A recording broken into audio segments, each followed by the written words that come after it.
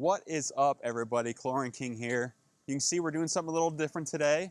I got my drone out here and I decided to start a little series with you guys called Walking Talking Pools. And so essentially it's gonna be exactly what we're doing now, just walking with my drone, follow me, and talking about pool stuff. So I figured what better way to start off this series at this beautiful Walsingham Park than to talk a little bit about my story, why I got into pools, why I'm still in pools, and everything else involved with that. So, cool thing about this series, I'm gonna try to do something different scenery every time, different location, to give you guys a different look each time we do one of these walking talking pool sessions. So, I got in the pool industry in 2016. You know, I'd done some work prior with companies here and there, just as side gigs. But prior to that, I worked at a jewelry store with a family I consider like a second family of mine. They've taken great care of me. They've always been there for me, even to this day. Love them dearly. And, you know, I think that was 2011. And as I got older and a little wiser, I started realizing I need to come up with additional revenue sources. And so I was brainstorming one day with one of my best friends and best man at my wedding, Jeremy, and he said, hey, why don't you get into pools? And you know, I had that same response that everyone else does, is like, why would anyone do pools? You know, no one wakes up wanting to do pools, right? As a career.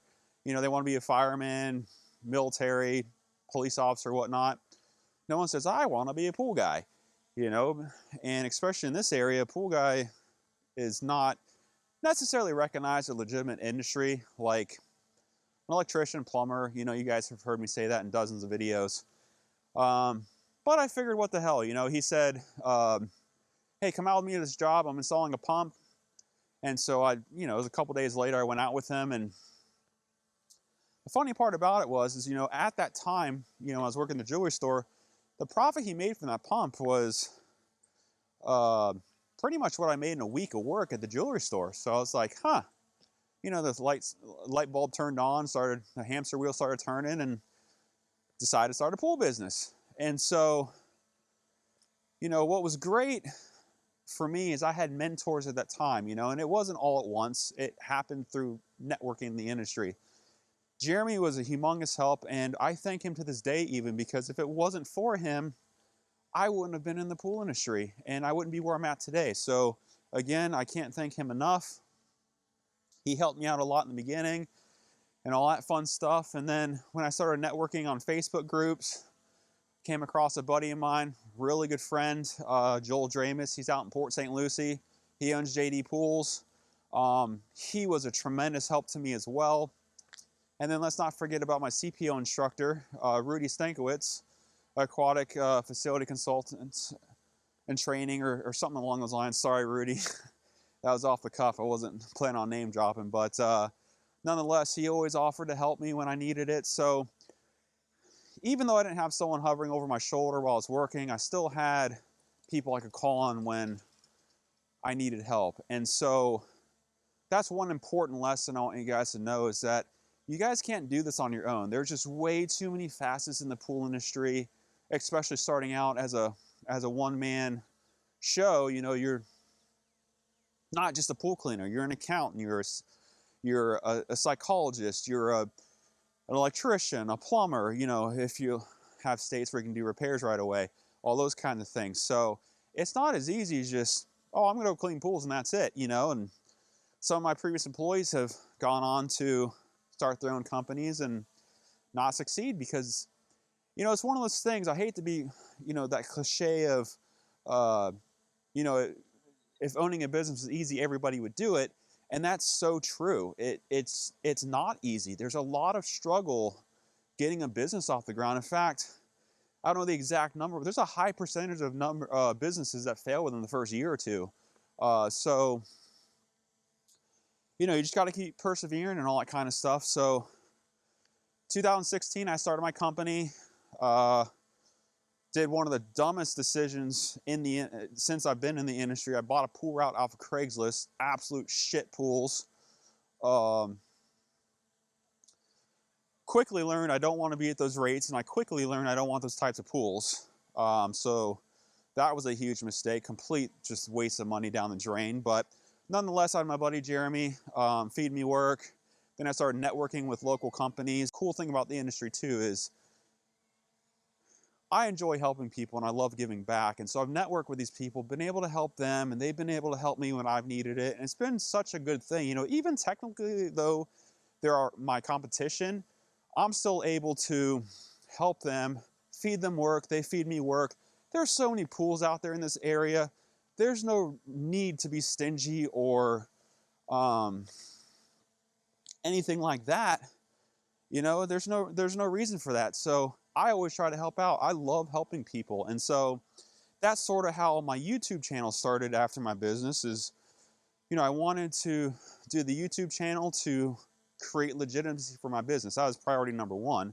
I had no idea that I'd become a partner and all that fun stuff. But secondly is to help you guys. You know, again, the video content I do for you guys, I enjoy helping and showing how things are done and all that kind of stuff. So if you guys are out there in the field struggling, you have something that you can rely on and help you through something. So that's how the YouTube channel started. You know, then from there, I tried acquiring certifications, accolades, stuff like that, not because, you know, it's like, hey, look at what I did or anything like that. But again, it was just all about creating legitimacy for the business. So, you know, I got my CPO with Rudy, fantastic gentleman, learned a lot from him, still do to this day.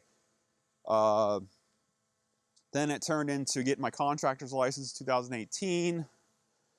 Then it turned into getting any other certification like Jack's Magic Stain Specialist or winning other types of awards or anything like that, just to help boost my legitimacy, because that's what I thought was everything in the industry, was showing your customers that you're a legitimate company, because there's such lack thereof with most companies. So that's sort of what propelled me to where I'm at today. You know, it was baby steps. It didn't just happen overnight, you know. There's been times where I've literally sat on the ground crying, thinking like, what the hell did I get into? And, oh, let's take a moment here. See all these trees? This is why I'm still around, is because I don't take pools that have all this shit around the pools. I like small screened-in pools without trees. So that's a small little tidbit. If you're in an area with screened-in pools, focus on those. Do not take on pools with all this stuff around here. It'll drive you nuts. You'll waste so much time and you'll be spinning your wheels. But anyway, so, you know, then I started getting more accolades, more awards, and all kinds of stuff, just for marketing purposes, not for any other reason. You know, then from there, I hired my first employee, my brother-in-law, and then started hiring more employees. And then the business started growing just outrageously quick. Not to the point where it's unmanageable, but I knew I needed more help. So brought more people on and more people on. And to the point now where I have 12 employees. And it's a rewarding feeling knowing that I'm responsible and I have to push myself to feed those families each week, you know, because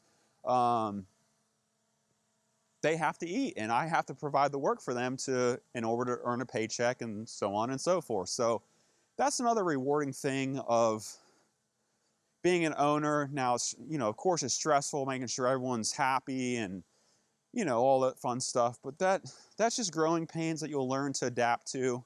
I'm still adapting this stuff. I don't have it nailed down pat. We are still constantly nailing and changing and fine-tuning our processes just to make sure we're doing everything the best we can for the company, but also for our people. Our people are everything to us.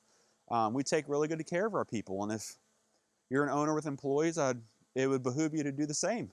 You'll get it back tenfold in their work output and quality and all that kind of stuff. So that's really a short little stint of my time in the industry. I'm coming up on a decade now, still hasn't killed me yet. But just wanted to share a little bit about about the industry with you guys. And what's cool is, got some cars up ahead, but what I'm planning on doing in 2025, is creating a YouTube studio for you guys, because I want to start doing some video podcasting and all that fun stuff for you guys. And then I want to do a sit down, maybe do like a full story on me, you know, all the way from childhood to today, because, you know, I've had comments in the past, you know, the internet's a cruel place. I've had comments in the past where people think that my life's, you know, I've had a golden spoon in my mouth the entire time, and it's been the furthest from that. I've had a very rough life, childhood, family life, home life, all that fun stuff, and it's through hard work, dedication, and most importantly, the help of my friends